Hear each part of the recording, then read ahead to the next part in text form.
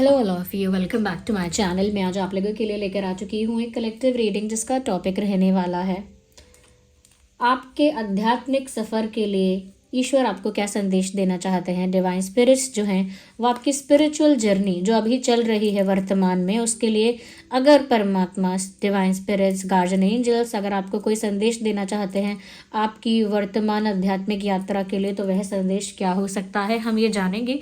Reading general है, of course सभी zodiac science के लिए है, हर उम्र के व्यक्ति के लिए है, टाइमलेस है। जब भी आप इस वीडियो तक पहुंचेंगे, जब भी आप इस वीडियो को देख रहे हैं, आपके साथ तभी रेजोनेट करेगा, फिर चाहे आप इस वीडियो तक कितने भी समय बाद क्यों ना पहुंचे हों। ये कलेक्टिव जनरल रीडिंग है, इसीलिए इसे ओपन माइंडेड होकर सुनिएगा। ओके, टाइमलेस रीडिंग है। जब भी आप इस वीडियो तक पहुंचेंगे, जब भी इस वीडियो को देख रहे हैं, तभी रेजोनेट करेगा। इसका मतलब है कितने भी हफ्तों, महीनों या सालों बाद ये वीडियो आप तक पहुँचा है, तभी आपके साथ रेजोनेट करेगा, क्योंकि ये आपको तभी मिला है जब आपको इसकी ज़रूरत है, इस संदेश की ज़रूरत है। ओके, तो जिस भी सुप्रीम पावर पर आपका विश्वास है, जिस भी डिवाइन स्पिरिट को, जिस भी फॉर्म ऑफ गॉड को, जिस भी सुप्रीम पावर को आप बिलीव करते हैं, जिस भी सुप्रीम पावर पर आपका फेथ है, उनके साथ कनेक्ट करने की कोशिश कीजिए। उनको मन में प्रे कीजिए कि वो आपको गाइड करें कि आपकी स्पिरिचुअल जर्नी के लिए क्या मैसेज है यहाँ पे आपके लिए। ओके, क्या आपके लिए अच्छा रहेगा, डूज एंड डोंट्स क्या है for your spiritual journey. Okay, तो ये reading of course you know कि जनरल है, लेकिन अगर आप इस वीडियो तक पहुँच गए हो, मुझे सुन रहे हो, तो फिर कुछ भी जनरल है, बट फिर भी यहाँ पर ज़रूर आपके लिए कोई मैसेज छुपा हुआ है। यूनिवर्स की तरफ से, डिवाइन स्पिरिट्स की तरफ से यहाँ पर कोई संदेश आपके लिए ज़रूर छुपा हुआ है इस रीडिंग में, तभी आप यहाँ पर पहुँचे हैं, फिर चाहे ये रीडिंग कितनी भी जनरल क्यों ना हो। इस वीडियो में या मेरे जो वीडियोस होते हैं, रीडिंग्स होती हैं, उसमें मैं जो भी क्रिस्टल ब्रेसलेट्स आपको रिकमेंड करती हूँ, क्रिस्टल्स रिकमेंड करती हूँ, वो सभी हमारी वेबसाइट शीबा पर अवेलेबल हैं। AAA quality authentic bracelets provide कर रहे हैं। शीबा की जो लिंक है वेबसाइट की, वो डिस्क्रिप्शन में है, और जो भी क्रिस्टल्स और ब्रेसलेट्स मैंने आपको बताए हैं अब तक, उन सब का लिंक आपको डिस्क्रिप्शन में मिल जाएगा। वैसे डायरेक्ट वेबसाइट का लिंक भी मिल जाएगा। आप हमें इंस्टाग्राम पर फॉलो करना चाहते हैं तो कर सकते हैं, इंस्टाग्राम का लिंक भी डिस्क्रिप्शन में अवेलेबल है। ओके, आप हमें इंस्टाग्राम पर फॉलो कर लीजिए। आने वाले समय पर इंस्टाग्राम में आपको अपडेट मिलेगा रील्स के फॉर्म में, पोस्ट के फॉर्म में। ओके, क्रिस्टल्स को लेकर और टैरो को लेकर भी। ओके, तो वहाँ पर आपको अपडेट मिलेगा जो भी होगा। तो पहले आप इंस्टाग्राम पर भी फॉलो करना चाहें तो कर सकते हैं। और साथ ही साथ अगर आपने हमें अब तक सब्सक्राइब नहीं किया है, यानी कि ड्रीम टैरो फैमिली के मेंबर आप अभी तक नहीं बने हैं, आपने सब्सक्राइब नहीं किया है, फटाफट सब्सक्राइब कर लीजिए और बन जाइए इस छोटी सी क्यूट सी फैमिली का हिस्सा। ओके, आइए चलिए देखते हैं कि आपके आध्यात्मिक सफ़र के लिए यूनिवर्स आपको क्या संदेश देना चाहते हैं। Okay, message from divine spirits for your spiritual journey. Message from universe for your spiritual journey. Okay, तो पेशेंस रखिए, रिलैक्स हो जाइए। आइए देखते हैं कि आपकी आध्यात्मिक यात्रा के लिए यूनिवर्स आपको क्या संदेश देना चाहते हैं। यूनिवर्स, ओके, क्या बात है। पहला ही कार्ड जो है वो दी हेरोफेंट का कार्ड आया है। बहुत अच्छी बात है, पॉजिटिव साइन है ये। मैं आपको एक और कार्ड निकाल कर ज़्यादा अच्छे से क्लैरिटी दे सकती हूँ। जस्ट अ सेकेंड, मुझे चाहिए क्लैरिफिकेशन। Universe guide us. मुझे लगता है व्यूअर्स, यहाँ पर यूनिवर्स आपको ये संदेश देना चाहते हैं। पहली चीज़ तो ये कि यहाँ पर ऐसा लग रहा है कि आपकी लाइफ में कोई तो ऐसा गुरु, कोई तो ऐसा स्पिरिचुअल पर्सन है, चाहे वो कोई हीलर है या कोई आपकी फैमिली में ही कोई बहुत ज़्यादा मेडिटेशन करने वाला या भक्ति भाव रखने वाला है, या आपका कोई मेंटोर ऐसा है, या कोई ऐसा यूट्यूब पर भी कोई ऐसे गुरु हैं, कोई ऐसे संत हैं, या कोई ऐसे स्पिरिचुअल पर्सन हैं जिनको आप बहुत बिलीव करते हैं, जिनसे आप बहुत इंस्पायर हैं, जिनके बताए हुए पाथ को आप फॉलो करते हैं।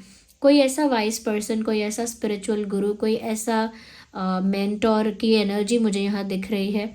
हो सकता है ये कोई हीलर है, हो सकता है कोई टैरो रीडर है, हो सकता है कोई एस्ट्रोलॉजर है जिसके साथ आप कनेक्टेड हैं, बट एस्ट्रोलॉजर का मुझे कम लग रहा है। ये कोई ऐसा है जो एनर्जी वर्कर है, मुझे ऐसा लग रहा है। जो स्पिरिचुअल भी है। और मुझे लग रहा है कि ऐसे किसी पर्सन के गाइडेंस की वजह से, ये ऐसे किसी पर्सन की एडवाइस की वजह से, टीचिंग की वजह से आप मुझे लगता है इंस्पायर होने वाले हैं या कुछ सीखने वाले हैं और कुछ इंस्पायर होने वाले हैं आप किसी ऐसे इंसान से जो आपका मेंटोर है स्पिरिचुअल पाथ में, या जो बहुत वाइज पर्सन है, या जो बहुत ज़्यादा हम कह सकते हैं कि खुद भी बहुत स्पिरिचुअल है, खुद भी बहुत सात्विक है, खुद भी वो इंसान जो है काफ़ी कह सकते हैं कि अवेकनिंग के पाथ पर है ऑलरेडी, या अवेकन्ड है, कुछ लोगों के लिए ये भी हो सकता है। तो कहीं से आपको किसी ऐसे पर्सन की गाइडेंस ज़रूर मिलने वाली है। डायरेक्ट इनडायरेक्ट मैंने इसीलिए बोला है डायरेक्ट इनडायरेक्ट, कि डायरेक्टली भी आप उस इंसान को जानते हो सकते हैं, या फिर सोशल मीडिया के थ्रू, जैसे यूट्यूब पर भी काफ़ी सारे ऐसे गुरु हैं, काफ़ी सारे ऐसे स्पिरिचुअल पर्सन हैं जो स्पिरिचुअल पाथ के लिए गाइड करते हैं। तो हो सकता है किसी के साथ आप कनेक्ट कर पाते हैं और इंस्पायर होते हैं, तो ये चीज़ और ज़्यादा होगी और ये आपके लिए अच्छा है। मतलब जो भी जिस भी स्पिरिचुअल पर्सन पर आपका फेथ भी है कि ये मुझे सही गाइड करेगा, या आप उनसे उनकी जर्नी से अगर इंस्पायर हो रहे हैं, वो अगर आपके मेंटोर भी कोई अगर ऐसे हैं, तो मुझे लगता है कि उनकी गाइडेंस आपके फेवर में वर्क करेगी। इसीलिए अगर आप किसी ऐसे स्पिरिचुअल पर्सन से इंस्पायर होते हैं या उनकी टीचिंग्स को एक्सेप्ट करने के बारे में भी सोचते हैं, या उनको अपनी लाइफ में उतारने के बारे में भी सोचते हैं, तो वो आपके लिए अच्छा ही रहेगा। यानी आध्यात्मिक नॉलेज अगर आपको मिल रही है तो उसे रिसीव करना, ओके, ये करना है आपको, ये आपके डिवाइन स्पिरिट्स आपको बता रहे हैं। दूसरी चीज़, ये 2 नाव में पैर रखने का जो पैटर्न है अब वो बंद करना पड़ेगा। कि देखिए, जैसे मटेरियलिस्टिक चीज़ें हैं, मटेरियलिस्टिक वर्ल्ड है, हम सभी इस मटेरियलिस्टिक वर्ल्ड में हैं। हम प्यार, शादी, जॉब, बिजनेस, फैमिली और हर अपने संसार की सभी चीज़ों को करते हैं। लोग शादी भी करते हैं, प्यार भी करते हैं, पैसे भी कमाते हैं, अपने गोल्स भी अचीव करते हैं और सक्सेसफुल भी होते हैं, परिवार को भी प्यार करते हैं, दे डू एवरीथिंग। बट यहाँ पर क्या है, बात है अटैचमेंट की। समटाइम्स आप ऐसा सोच रहे हो कि आप बिल्कुल डिटैच हो जाओगे और इन संसारिक चीज़ों से बिल्कुल दूर हट जाओगे, और ये संसारिक अटैचमेंट मोह माया से बिल्कुल डिस्टेंस मेंटेन कर लोगे, और इन शॉर्ट डिटैच हो जाओगे कंप्लीटली। एक तरफ आप ऐसा सोच रहे हो, और दूसरी तरफ आपका जो अटैचमेंट है इन सब चीज़ों से, किसी से प्यार है, या पैसे में आपका दिमाग इतना ज़्यादा है कि एक तरह से ग्रीड में कन्वर्ट हो सकता है वो, कि लालच हो रहा है।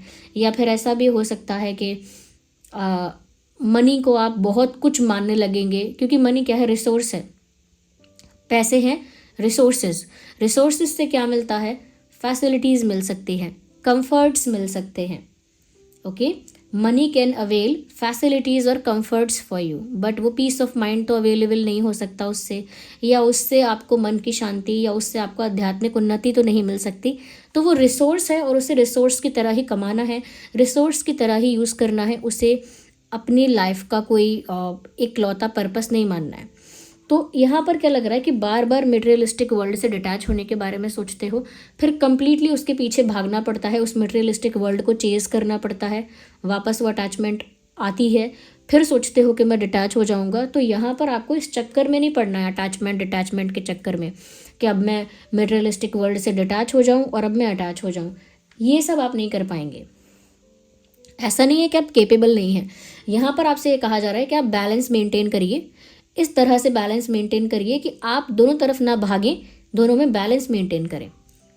और बैलेंस इस तरह से मेंटेन करें कि आपके जो भी मटेरियलिस्टिक वर्ल्ड में जो भी चीज़ें आपके लिए करना आवश्यक है, चाहे वो पैसे कमाना आवश्यक है, अपने स्पाउस से, अपने पार्टनर से प्यार करना, उनके लिए अपने कर्तव्यों को पूरा करना, वो भी आपका दायित्व हो जाएगा।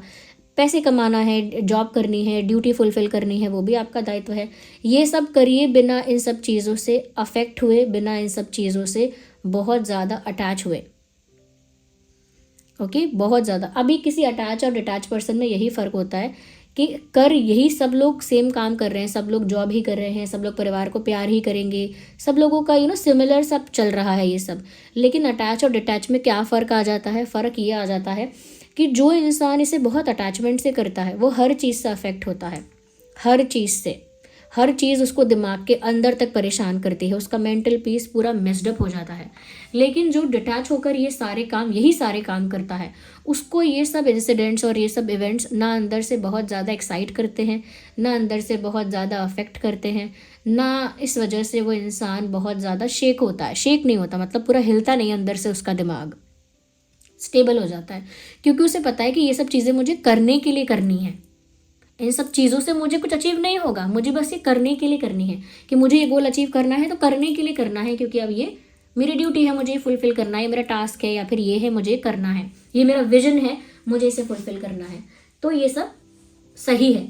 तो आप ये ध्यान रखिए कि आप मटेरियलिस्टिक और अपने स्पिरिचुअल जो आपका पाथ है उसमें आप बैलेंस मेंटेन करिए, क्योंकि यहाँ पर डिवाइन स्पिरिट्स देख रहे हैं कि आप पूरी तरह से एक चीज़ से भागने का कोशिश करते हैं, या तो मटेरियलिस्टिक वर्ल्ड से भागने का कोशिश करते हैं, या फिर स्पिरिचुअलिटी को बहुत दिन के लिए त्याग देते हैं, कि बहुत दिन तक हो जाता है, कोई बहुत दिन तक कोई स्पिरिचुअल प्रैक्टिस नहीं, ना ही कुछ इस तरह का फेथ आपका रह पाता है, ना ही उस चीज़ को आप अपने लाइफ के पैटर्न में उतार पाते हैं। तो बहुत समय तक स्पिरिचुअलिटी से भी दूर हो जाते हैं, फिर वहाँ जाते हैं तो मटेरियलिस्टिक वर्ल्ड से दूर होने की कोशिश करते हैं। प्रॉपर बैलेंस मेंटेन करिए। ओके, और देखते हैं क्या है यहाँ पे मैसेज। मैं इसे और क्लैरिफाई करना चाहूँगी।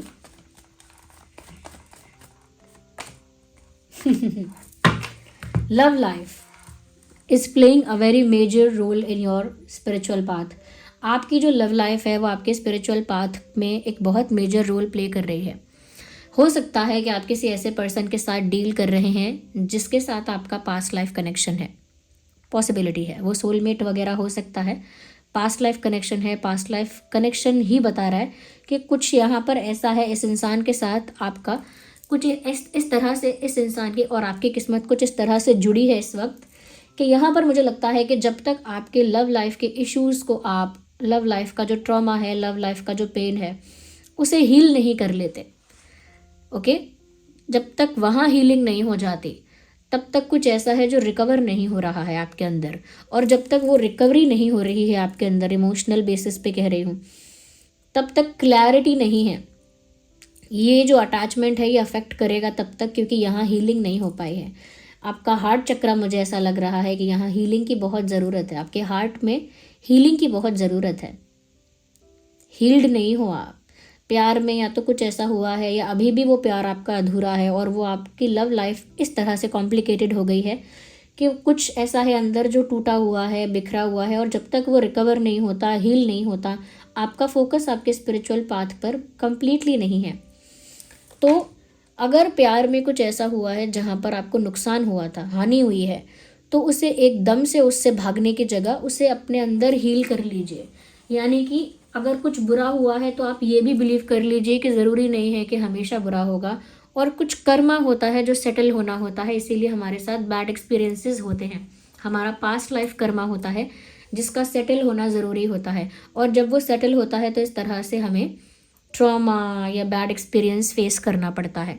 लेकिन उस बैड एक्सपीरियंस को रिलीज़ करके और हील करके ही आप रिकवर कर सकते हैं और अपने पाथ पर आगे बढ़ सकते हैं।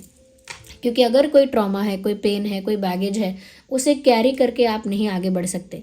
अगर आप अकेले बिना कुछ कैरी किए पहाड़ चढ़ना चाहते हैं, बिना कोई लगेज या सामान कैरी किए पहाड़ चढ़ना चाहते हैं तो चढ़ लेंगे एक बार के लिए।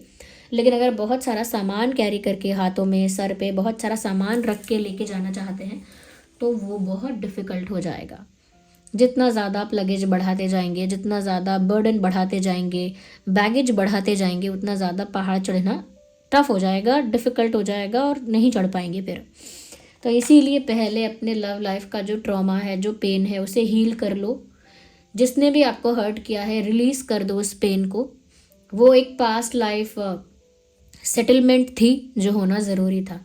उस इंसान के प्रति कोई ग्रजेस मत रखो, अपने दिल से उसे माफ़ कर दो, चाहे वो माफ़ी मांगे या ना मांगे। Just forgive that person for your peace of mind, for your spiritual wellbeing. आपके आध्यात्मिक उन्नति के लिए और आपके मन की शांति के लिए ही आप उन्हें क्षमा कर दो, और इसे एक कर्मा समझकर इसके सेटलमेंट को एक्सेप्ट कर लो कि ठीक है, कर्मा था, मैंने कभी किसी जन्म में कुछ किया था तो मेरे साथ वो अब हो गया है और मैं इसे कैरी फॉरवर्ड नहीं करना चाहती आगे। मैं इसे यही क्षमा करके, क्लियर करके, बिना किसी बैगेज के अपने स्पिरिचुअल पाथ पर आगे बढ़ना चाहती हूँ। फिर आप पहाड़ चढ़ सकते हो, वो करना है आपको। और जिस भी स्पिरिचुअल गुरु से या जिस भी हीलर से, जिस भी स्पिरिचुअल वर्कर से आप इंस्पायर होते हो, उनकी बात सुननी है आपको, क्योंकि हो सकता है डिवाइन स्पिरिट्स उनके थ्रू आपको कोई संदेश भिजवाएंगे। और अपनी मटेरियलिस्टिक लाइफ में और अपनी स्पिरिचुअल लाइफ में बैलेंस मेंटेन करना है, जो मैंने बोला। एक को छोड़कर एक की तरफ नहीं भागना है, बैलेंस लेकर आओ।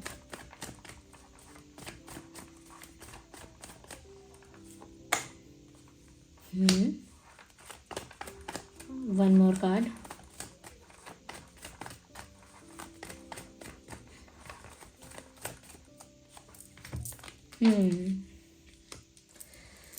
एक जुनून दिख रहा है आपके अंदर, एक पैशन दिख रहा है, कुछ बड़ा अचीव करना चाहते हो।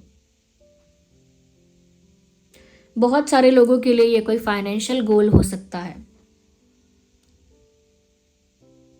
बहुत सारे लोगों के लिए ये कोई फाइनेंशियल गोल हो सकता है। कुछ बड़ा अचीव करना है, कोई बड़ी सक्सेस, कोई बड़ी पोजीशन, कोई बड़ा प्रॉफिट, कोई बड़ी अपॉर्चुनिटी, कोई बड़ा चांस, और उसके लिए आप काफ़ी पैशनेट हो। मिल भी सकता है वो जिसके लिए भी आप पैशनेट हो ना, वो आपको मिल सकता है। कोई बड़ी अपॉर्चुनिटी आपकी तरफ आ रही है, कोई बड़ा ऑफर, कोई बड़ा चांस मिल सकता है, कोई बड़ी सक्सेस मिल सकती है, कोई गोल है जो अचीव कर सकते हो आप। क्योंकि मुझे लग रहा है आप काफ़ी पैशनेट हो किसी चीज़ को लेकर, और वो चीज़ पूरी होती हुई दिख रही है। कुछ बड़ा होने वाला है आपकी लाइफ में, बी प्रिपेयर्ड फॉर दैट, तैयार हो जाओ उसके लिए। कुछ बड़ा होने वाला है। मुझे लगता है फाइनेंशियल इशू आपने काफ़ी फेस किया है। प्यार का तो दिख रहा है कि कुछ ऐसा हुआ जो रिकवर नहीं हुआ, लेकिन फाइनेंशियली मुझे लग रहा है व्यूवर्स आपने स्ट्रगल देखा है, हसल किया है, और फाइनेंशियल इशू आपने फेस किया है। देखिए, जो मैं क्रिस्टल्स वगैरह रिकमेंड करती हूँ वो तो मैं आपको बता ही दूंगी, ठीक है, वो आपको हेल्प भी करेंगे। लेकिन मैं आपको एक बात बताती हूँ, आपको एक चीज़ जो फ्री है उसमें कुछ नहीं होता, वो आपको डेली करनी है। उसमें कोई रिचुअल नहीं करना है, वो कोई बड़ा प्रैक्टिस नहीं है, वो कोई बड़ी परफॉर्मेंस नहीं है। छोटी सी चीज़ आपको डेली करना है, उसे डेली करिए आप। मैं आपको बता रही हूँ, ट्राइड एंड टेस्टेड। उसका आप रिजल्ट भी बता देना कमेंट्स में थोड़े दिन बाद। आप क्या करिए, हर दिन, चाहे सुबह उठते ही बोलिए या सोने से पहले बोलिए, दोनों टाइम बोलेंगे तो बहुत अच्छा है। ये बोलिए आप कि इस पूरे यूनिवर्स में जितना एग्जिस्टेंशियल यूनिवर्स है, जितना एग्जिस्ट करता है, जितना नहीं एग्जिस्ट करता है, जितनी भी एग्जिस्टेंशियल रियलिटी है और जो नहीं भी है, ओके, इस पूरे ब्रह्मांड में, पूरे संसार में, पूरी एग्जिस्टेंस में और नॉन एग्जिस्टेंस में जो भी आत्माएं हैं, जो भी जीव हैं, जो भी सोल्स हैं, चाहे वो डिवाइन सोल्स हैं या कोई भी हैं, कोई भी किसी भी फॉर्म में है, जो भी इस यूनिवर्स में है, ओके, मैं उनसे क्षमा मांगता हूँ या मैं उनसे क्षमा मांगती हूँ। मुझसे जो भी गलती हुई है उसके लिए मुझे क्षमा कर दीजिए, और मैं कभी भी आपको आगे दुख नहीं पहुँचाऊँगा, दुख नहीं पहुँचाना चाहती, और मुझे मेरी गलतियों के लिए क्षमा कर दो। आपको नहीं पता आप किससे क्षमा मांग रहे हो, आपको नहीं पता कि आपने क्या गलतियाँ की हैं, लेकिन कुछ तो गलतियाँ होती हैं जिसका रिजल्ट हमें लाइफ में देखने को मिलता है, जो हमें पता भी नहीं होती हैं। तो इसीलिए सुबह उठ के ही बोलो और सोने से पहले भी बोलो कि इस संसार में, मैं तो देखिए सिंपल बताती हूँ, क्योंकि पूरा आप इसे कॉम्प्लिकेट करके मत बोलना। सिंपल बोलोगे तो अच्छा रहेगा, इफेक्टिव रहेगा। बोलना कि इस पूरे ब्रह्मांड में, इस पूरे यूनिवर्स में जितने भी सोल्स हैं, जिन्हें मैंने कभी जाना, कभी नहीं जाना, जिनसे कभी मिली नहीं मिली, जिनसे मेरा कोई कनेक्शन, तालमेल है या नहीं है, उन सभी से मैं माफ़ी मांगती हूँ। और फिर यही बात आपको दोबारा बोलनी है और ये कहना है कि इस पूरे ब्रह्मांड में जितनी भी शक्तियाँ हैं, जितनी भी आत्माएं हैं, जितनी भी सोल्स हैं, उन सभी को मैं थैंक यू करती हूँ, उन सभी को मैं थैंक यू करता हूँ। आज मेरा जो जीवन में जो भी मैं हूँ, मेरी लाइफ में जो भी मुझे खुशी मिली है, आशीर्वाद मिला है, कोई भी सौभाग्य मेरी लाइफ में मिला है, मुझे खाना मिल पाता है, मैं जी पाता हूँ, सांस लेने के लिए ऑक्सीजन मिल पाती है, जो भी, उन सभी चीज़ों के लिए मैं ये सारे ब्रह्मांड की आत्मा को धन्यवाद करता हूँ, थैंक यू करता हूँ, थैंक यू करती हूँ कि आज मैं जो भी हूँ, जो भी सुख दुख जैसा भी मुझे मिला है, उसके लिए मैं आपको धन्यवाद करता हूँ अपने दिल से। और ये इतना ज़्यादा सीरियस होना चाहिए, ये आपकी अपॉलॉजी और आपका ग्रैटिट्यूड, ये दोनों ही इतने सीरियस और इंटेंस होने चाहिए कि आप फील कर सकें कि आपने सीरियसली माफ़ी मांगी है और सुनने वालों ने सुनी है। आपने सीरियसली थैंक यू बोला है, और जिन्हें सुनना था आपका थैंक यू उन सब ने सुना है। ये आप सुबह भी करिए और रात में भी करिए, प्योर इंटेंशंस के साथ, और फिर आप एक वीक में भी देख सकते हैं कि आपको आपकी लाइफ में स्पिरिचुअल पाथ पर रिजल्ट्स दिखने लगेंगे। इवन आपकी मटेरियलिस्टिक लाइफ जो चल रही है ना, स्पिरिचुअल पाथ में क्यों इंसान बार बार डिस्ट्रैक्ट होता है, क्योंकि मटेरियलिस्टिक जो लाइफ चल रही होती है ना, वहाँ बड़े कॉम्प्लिकेशंस आ जाते हैं। अब आप स्पिरिचुअल होने का कोशिश कर रहे हैं, आप सोच रहे हैं मनी बस एक रिसोर्स है, मनी मेरे लिए कोई परमात्मा नहीं है, मनी मेरे लिए कोई लाइफ का ओनली पर्पस नहीं है, मनी सिर्फ एक रिसोर्स है जिसे मुझे फुलफिल करना पड़ेगा लाइफ में सर्वाइव करने के लिए। आप ऐसा मानकर चल रहे हैं, आप अपनी स्पिरिचुअल पाथ को फॉलो करते चल रहे हैं। लेकिन अचानक अगर मनी की इतनी बड़ी कॉम्प्लिकेशन आ जाती है कि अरे जॉब ही नहीं मिल रहा है, कब से ढूंढ रहा हूँ, माना कि कार्मिक प्रॉब्लम होगा, कि कर्मा की वजह से लेट मिलने वाला होगा, भाग्य में ही लेट होगा, लेकिन कब से ढूंढ रहा हूँ मिल नहीं रहा, तो मैं फाइनेंशियल अपनी रिस्पॉन्सिबिलिटी फुलफिल कैसे करूँ? अब जब financial responsibility, financial need fulfil नहीं होगी मेरी, तो मैं आध्यात्मिक सफ़र में ध्यान कैसे दूँ? मेरा सारा ध्यान तो इस तरफ है कि मुझे जॉब कब मिलेगा, मैं पैसे कब बनाऊँगा। ओके, यही बात लोगों के प्यार के लिए भी लागू होती है, प्यार, परिवार, हेल्थ, कि जब मैं स्वस्थ नहीं हूँ, रोज़ मुझे सर में दर्द हो रहा है, रोज़ मुझे पेट में दर्द हो रहा है, मैं कहाँ से आध्यात्मिक सफ़र पर ध्यान दे पाऊँ? हाँ, या फिर मेरे लव लाइफ की तो बैंड बज गई है, ओके, मुझे इमोशनली इतना सफ़र करना पड़ रहा है कि मैं डिस्ट्रैक्ट हूँ लव लाइफ अपने स्पिरिचुअल पाथ से। मैं चाहकर भी स्पिरिचुअल पाथ पर फोकस कैसे करूँ, क्योंकि डिस्ट्रैक्शन है मुझे इतना सारा, इतना पेन है मुझे, इमोशनल इतना ट्रॉमा है, चाहे वो फैमिली की वजह से है, पार्टनर की वजह से है, किसी की वजह से भी हो। तो वहाँ पर क्या होता है कि इस वजह से आपके मटेरियलिस्टिक लाइफ में इतनी कॉम्प्लिकेशंस होती हैं, चाहे कार्मिक क्यों ना हो, बट वो इतनी कॉम्प्लिकेशंस होती हैं कि इंसान फिर अपने स्पिरिचुअल पाथ पर ध्यान नहीं दे पाता। फिर दूसरे लोग आपको गाइड करते हैं, थोड़े स्पिरिचुअल बनो, थोड़े आध्यात्मिक बन जाओ, और आपके दिमाग में चलता है कि अरे इतनी टेंशन मेरी लाइफ में, इतनी स्ट्रगल आ गई है, मैं आध्यात्मिक बनने की ट्राई भी करता हूँ, बहुत कोशिश भी करता हूँ, लेकिन ये मेरी टेंशन्स, मेरी लाइफ की मटेरियलिस्टिक प्रॉब्लम्स मुझे पीछे खींच लेती हैं बार बार। मैं क्या करूँ? क्या अपने रिस्पॉन्सिबिलिटीज़ को छोड़ दूँ क्या? सब कुछ छोड़ दूँ, संसार छोड़ दूँ क्या? संन्यास ले लूँ क्या? नहीं, नेवर, डोंट डू दैट।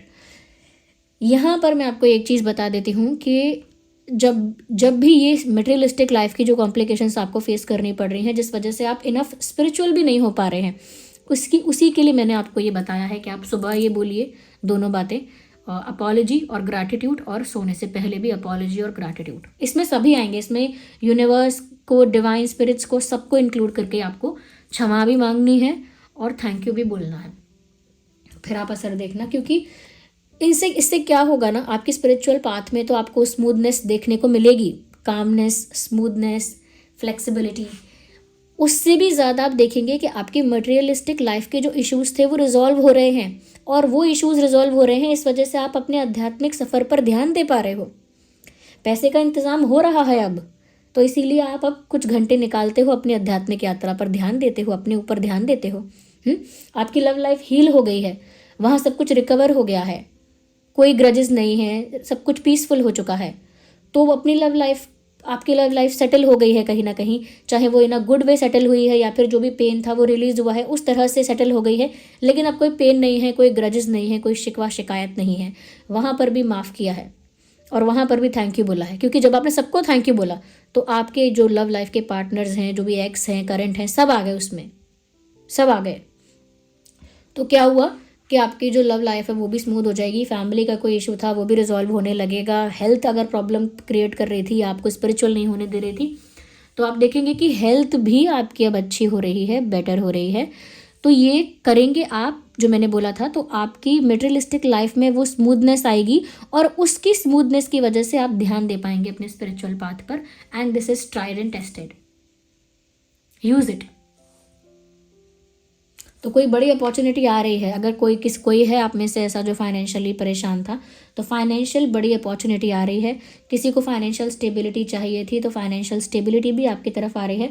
तो यूनिवर्स आपको ये कह रहे हैं कि उसके लिए चिंता मत कर, उसका अरेंजमेंट हो रहा है। जिस चीज़ के लिए बेसब्री से इंतज़ार कर रहे हो, उसका अरेंजमेंट हो रहा है, ऑलमोस्ट हो गया है, वो चीज़ आप तक पहुंच जाएगी। अब आप रिलैक्स हो जाओ। तो ये है मैसेज, आगे और देखते हैं।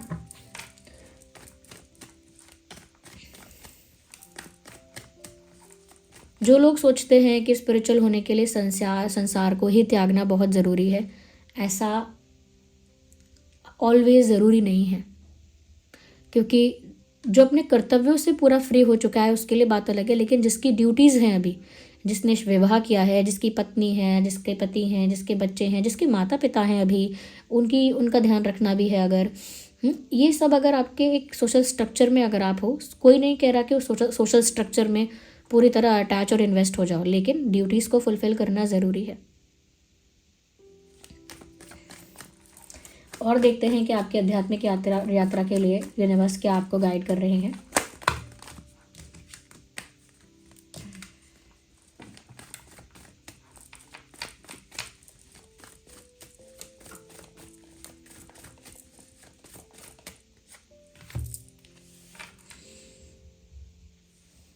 क्या करें? कहीं पर इमोशनल इन्वेस्टमेंट की है या फाइनेंशियल इन्वेस्टमेंट की है और वहां से अब तक रिटर्न नहीं आया, उस चीज़ को लेकर चिंतित हो क्या? लग रहा है करेंटली ऐसा कोई इशू चल रहा है फाइनेंशियल। आई होप सबके लिए तो नहीं होगा ये, एंड आई एम श्योर सबके लिए नहीं है। आप कमेंट्स में बताइएगा किसके साथ ये बात ज़्यादा कनेक्ट कर रही है। यहाँ पर एक मैसेज यहाँ पर व्यूवर्स और भी दिख रहा है, क्योंकि मैंने ये तो बता दिया फाइनेंसेस के लिए कि वो सॉल्व हो जाएगा, प्रॉब्लम वो अरेंजमेंट में हो जाएगा, वो टारगेट जो है वो अचीव होगा आपका। कोई बड़ा ऑफर या बड़ी अपॉर्चुनिटी आपकी तरफ आ रही है। I already said that. यहाँ पर मुझे एक चीज़ ऐसी लग रही है व्यूवर्स, हो सकता है कि आपने कुछ स्पिरिचुअल प्रैक्टिसेस करके देखी थी, पहले की है, कर देते हो फिर छोड़ देते हो, यानी ध्यान लगाना शुरू करते हो फिर छोड़ दोगे, नाम जाप करना शुरू करते हो फिर छोड़ दोगे, या कोई और तरह का स्पिरिचुअल प्रैक्टिस जो मैं नहीं बोल पा रही हूँ, लेकिन एक्सेट्रा एक्सेट्रा जो भी हैं वो आप करते हो फिर छोड़ दोगे। तो ये क्या हो रहा है व्यूवर्स कि आप ना ये ट्राई कर रहे हो और उसमें क्या हो रहा है कि आप जब रिजल्ट नहीं देख रहे हो तो हताश हो रहे हो, निराश हो रहे हो। Invest your self completely in that. जो भी स्पिरिचुअल प्रैक्टिस आप कर रहे हो उसमें खुद को ऑनेस्टी के साथ डेडिकेट करो, खुद को ऑनेस्टी के साथ इन्वेस्ट करो उस स्पिरिचुअल प्रैक्टिस में।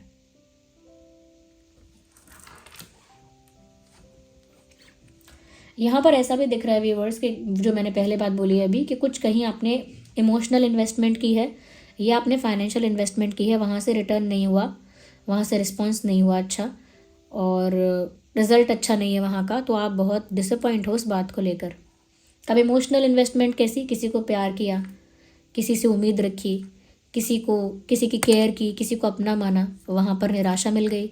और फाइनेंशियली ऐसी कि आपने कुछ सीखा, कोई कोर्स, कोई स्किल, कोई डिग्री, कुछ एग्ज़ाम के लिए प्रिपरेशन की, कुछ पैसा खर्चा किया कुछ सीखने के लिए, ऑनलाइन कोर्सेज या फिर कुछ और कोचिंग्स वगैरह लिए, या हो सकता है बहुत सारे फॉर्म फिल किए, या हो सकता है कि आपने काफ़ी हार्ड वर्क किया है बिजनेस के लिए, काफ़ी कुछ किया, काफ़ी कुछ अरेंज किया, प्लान किया, वहाँ पर भी कोई रिटर्न या रिस्पॉन्स अच्छा नहीं आया। तो यहाँ पर देखिए व्यूअर्स, डिवाइन स्पिरिट्स आपको क्या गाइड कर रहे हैं इस क्षेत्र में। आपको ना क्या करना है कि ये सब चीज़ें जो है ये इनका इम्पेशेंट होकर इनका इंतज़ार मत करिए, क्योंकि बड़ी अपॉर्चुनिटी आपकी तरफ आ रही है। मैंने आपको ऑलरेडी बोला, आपका इमोशनल इशू जो था वो हील हो रहा है। आप वहाँ अटके मत रहो जब तक ये प्रॉब्लम सॉल्व नहीं होगी मुझे तो यहीं बैठना है। No, don't do that. बेसब्र होके, इम्पेशेंट होकर इन सब चीज़ों का इंतज़ार मत करो। अगेन पेंटिकल्स,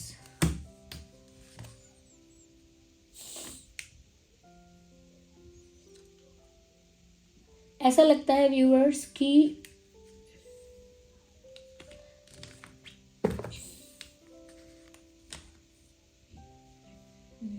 आप एक ट्रू लवर हो, और ट्रू लवर एज एन एक स्पिरिचुअल टाइप के लवर हो, यानी कि अगर प्यार भी आपको होगा तो बहुत स्पिरिचुअल टाइप का होगा, बहुत आध्यात्मिक टाइप का प्यार होगा।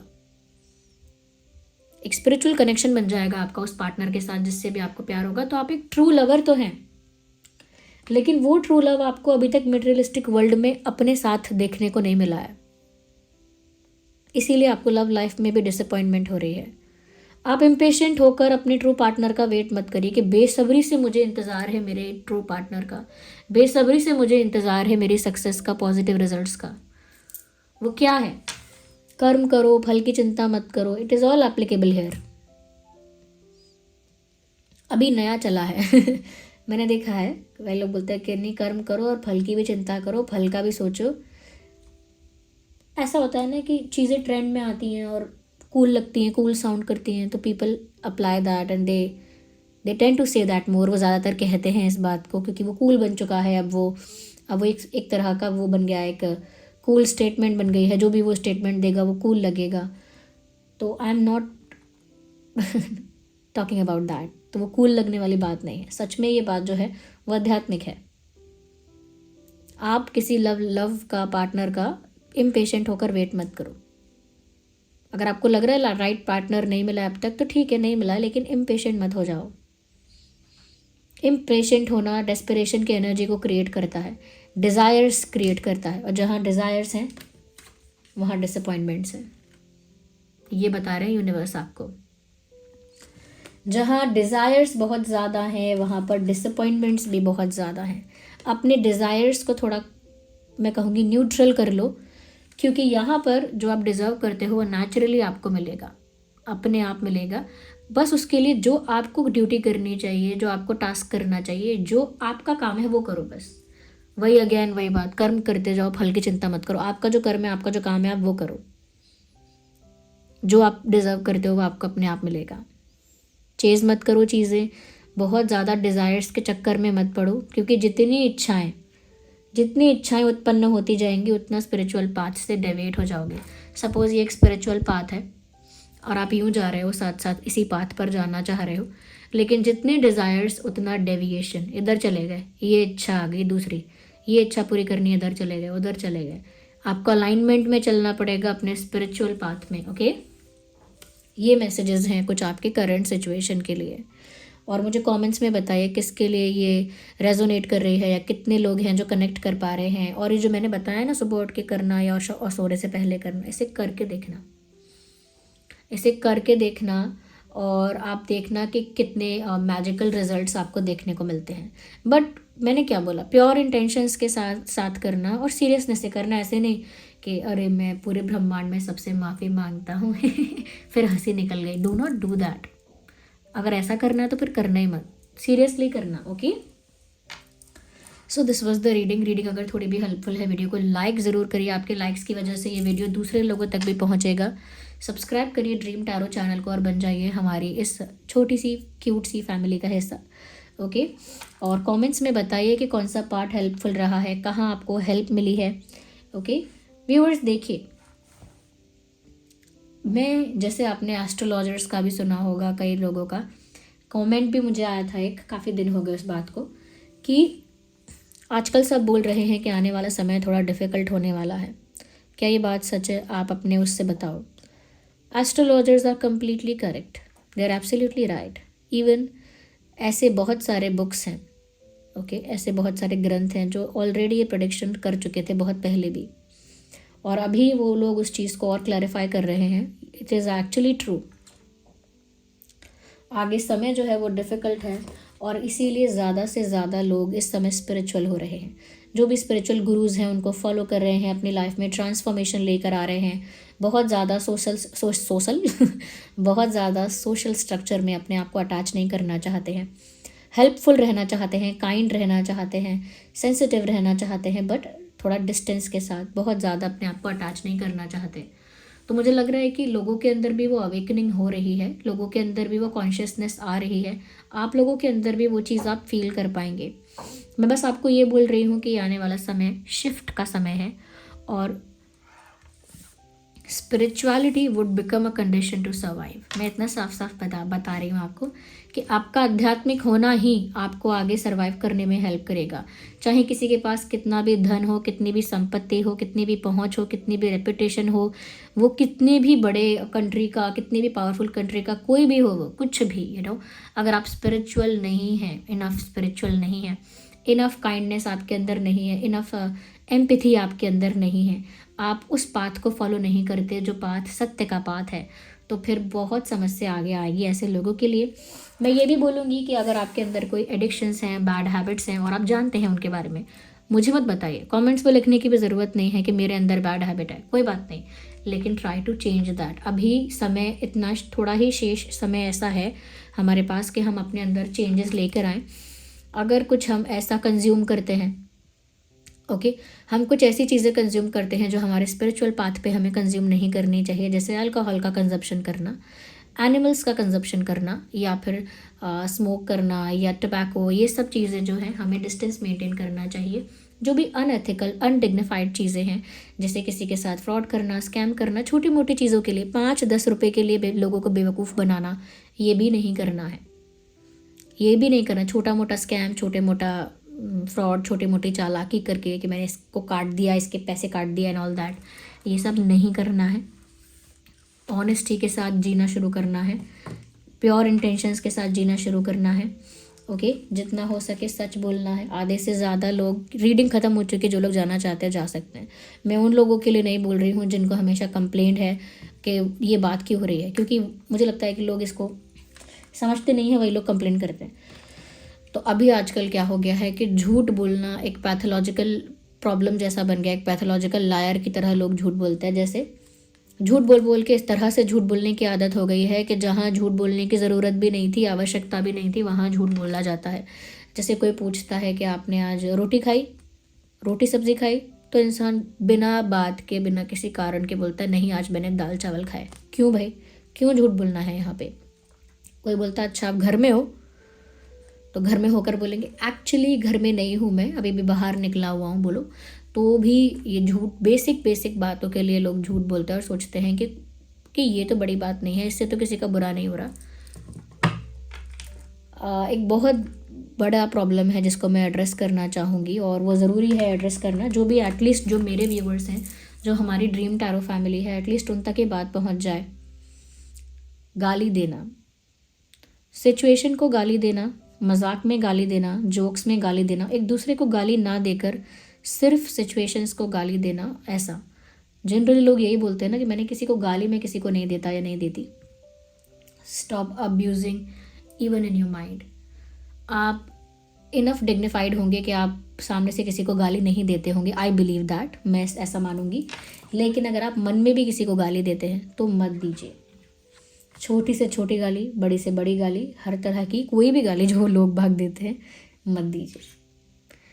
और अपने उस समय को याद करिए जब आप बिल्कुल गाली नहीं देते थे। ओके, कभी तो वो टाइम रहा होगा, चाहे आप 15 साल के, 10 साल के, 9 साल के रहे होंगे, या फिर अभी 17-18 तक भी आपने शायद गाली ना दी हो। उस समय को याद करिए और अपने अंदर परिवर्तन लेकर आइए। गाली मत दीजिए, सिचुएशन को भी मत दीजिए, मजाक में भी मत दीजिए।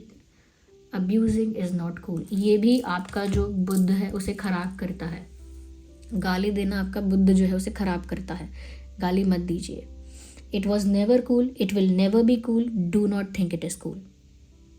ओके, डिग्निफाइड होना हमेशा से कूल है, एथिकल होना हमेशा से कूल है, रिस्पेक्टफुली रहना हमेशा से कूल है, और वो कूल ही है। ओके, तो ऐसा नहीं करना है, गाली नहीं देनी है। चाहे आप मेल हैं, फीमेल हैं, कोई भी है, सबके लिए बात समान रूप से एप्लीकेबल है। और बहुत ज़्यादा किसी दूसरे की चीज़ पर नज़र नहीं रखनी है। मैं एक बात और बताना चाहूँगी, एक इशू है, पता नहीं मैं क्यों इनको एड्रेस कर रही हूँ आज। आप में से पता नहीं कितने लोग सुन भी रहे होंगे या कितने लोग रीडिंग ख़त्म होने के साथ जा भी चुके होंगे, मुझे नहीं पता। बट जो भी लोग सुन रहे हैं, कोई मीनिंग है कि सिर्फ वही लोग सुन रहे हैं, कोई कारण है कि सिर्फ उन लोगों तक मेरी बात जा रही है? क्योंकि रीडिंग सुनने तो काफ़ी लोग आते हैं, लेकिन जिनको ये बातें सुननी होती हैं वही रुकते हैं, क्योंकि मैं इसी प्लेटफॉर्म पर आपके साथ कनेक्ट करती हूँ। तो एक बात यहाँ पर मैं और आपको बता देती हूँ कि जनरली मैंने कमेंट्स में ऐसा देखा है, और इस बात को मैंने पहले एड्रेस नहीं किया है।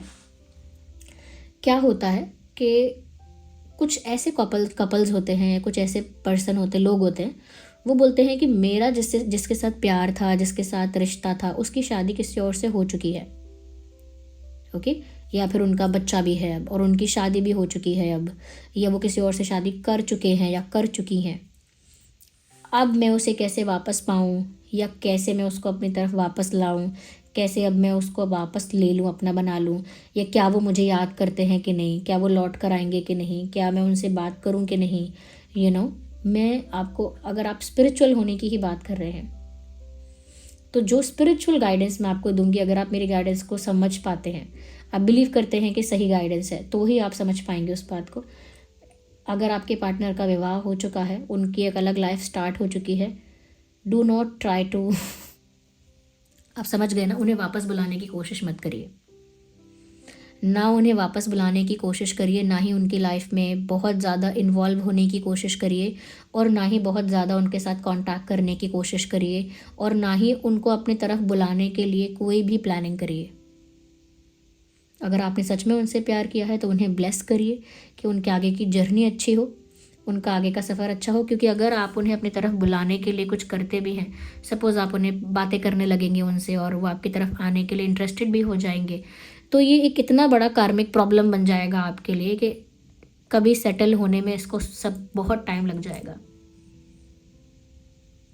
तो जो वैवाहिक व्यक्ति है ऑलरेडी, जिसका विवाह हो गया है, उसे उस नज़र से भी ना देखो आप, उसे उस तरह से अप्रोच करने के बारे में ना सोचो, और उसे वापस बुलाने के बारे में भी ना सोचो। अगर आप सच में उसको पसंद करते हो, उसका अच्छा चाहते हो, तो उसे ब्लेस करो और उसको उसके आगे की जर्नी के लिए अच्छा विश करो, यानी कि बेस्ट विशेस दो कि ठीक है, आप मुझे मिले, ये मेरे लिए बहुत अच्छा मोमेंट था मेरी लाइफ का, and I will never forget that. लेकिन अब आपकी जर्नी आगे अच्छी हो, मैं यही कामना करता हूँ, करती हूँ।